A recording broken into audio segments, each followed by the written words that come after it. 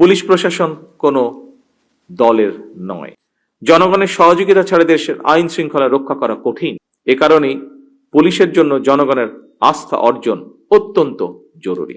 আপনারা অবশ্যই যে কোনো বিষয়ে আইনগত পদক্ষেপ নেবেন, তবে সেখানে যদি মানবিকতার ছোঁয়া থাকে তাহলে আপনাদের কারণে সরকারের সাফল্যগুলো জনমনে ইতিবাচক প্রভাব ফেলবে।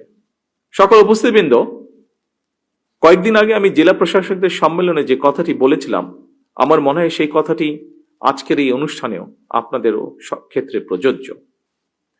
আপনারা হচ্ছেন মাঠ পর্যায়ে সরকারের অ্যাম্বাসাডর। আপনাদের দক্ষ এবং তাৎক্ষণিক কৌশলী সিদ্ধান্ত যে কোনো পরিস্থিতি নিয়ন্ত্রণে খুবই গুরুত্বপূর্ণ ভূমিকা রাখে এবং রাখতে পারে। আপনারা কেবল আইন প্রয়োগকারী বাহিনীর সদস্যই নন, আপনারাই হচ্ছেন রাষ্ট্রে আইন শৃঙ্খলা রক্ষা, জনগণের নিরাপত্তার নিশ্চয়তা এবং ন্যায় বিচার প্রদানের প্রথম দ্বার। সুতরাং পুলিশ যদি জনগণের কাছে বিশ্বাস এবং নিরাপত্তার প্রতীক হয়ে উঠতে পারে, সেখানেই একজন নাগরিক হিসেবে আমি মনে করি সেখানেই পুলিশের সবচেয়ে বড় সাফল্য। পুলিশের সাফল্য মানে এটি সরকারেরও সাফল্য। উপস্থিত পুলিশ কর্মকর্তা এবং সদস্যবৃন্দ, আমার বক্তব্য স্পষ্ট। পুলিশ প্রশাসন কোনো দলের নয়। বিধিবদ্ধ আইন অনুযায়ী পুলিশ প্রশাসন পরিচালিত হবে। কোনো নিরপরাধ মানুষ যেন হয়রানির শিকার না হন তা নিশ্চিত করা অবশ্যই আপনাদের দায়িত্ব।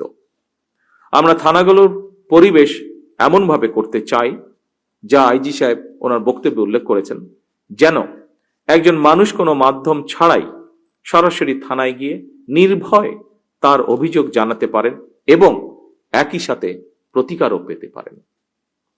জনগণের সহযোগিতা ছাড়া দেশের আইন শৃঙ্খলা রক্ষা করা কঠিন। এ কারণেই পুলিশের জন্য জনগণের আস্থা অর্জন অত্যন্ত জরুরি।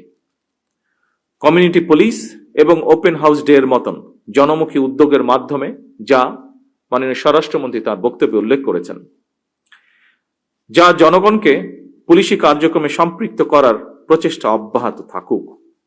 জনগণের সঙ্গে পুলিশের আস্থার সম্পর্ক তৈরি হলে অপরাধ নিয়ন্ত্রণ সহজ হবে বলে আমি বিশ্বাস করি। বাল্য বিবাহ, নারী ও শিশু নির্যাতন কিংবা চুরি ডাকাতি, দাঙ্গা হ্যাঙ্গামা ফ্যাসাদের মতন সমাজে চলমান প্রথাগত অপরাধমূলক কার্যক্রমগুলোর পাশাপাশি শুধু আমাদের দেশেই নয়, বিশ্ব জুড়েই বেড়ে চলেছে সাইবার ক্রাইম।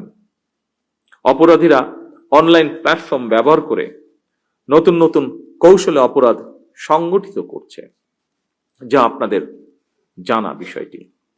বিশেষ করে সাইবার বুলিং এর মাধ্যমে নারীদের জন্য অশান্তির কারণ হয়ে দাঁড়িয়েছে সাইবার বুলিং। এসবের পাশাপাশি সংঘবদ্ধ অপরাধ, কিশোর গ্যাং, আর্থিক জালিয়াতি সহ নানা ধরনের অপরাধ প্রবণতাও বিরাজমান। সাধারণ মানুষ প্রতিনিয়ত এসব অপরাধের শিকার হচ্ছেন। দেশে মাদক এবং অনলাইন জুয়ার ব্যাপারেও জনমনে উদ্বেগ রয়েছে। আমি মনে করি আইনের কঠোর প্রয়োগের মাধ্যমে মাদক সরবরাহকারী এবং মাদকের উৎসমূল টার্গেট করে মাদক নিয়ন্ত্রণে পুলিশকে কার্যক্রম চালানো জরুরি।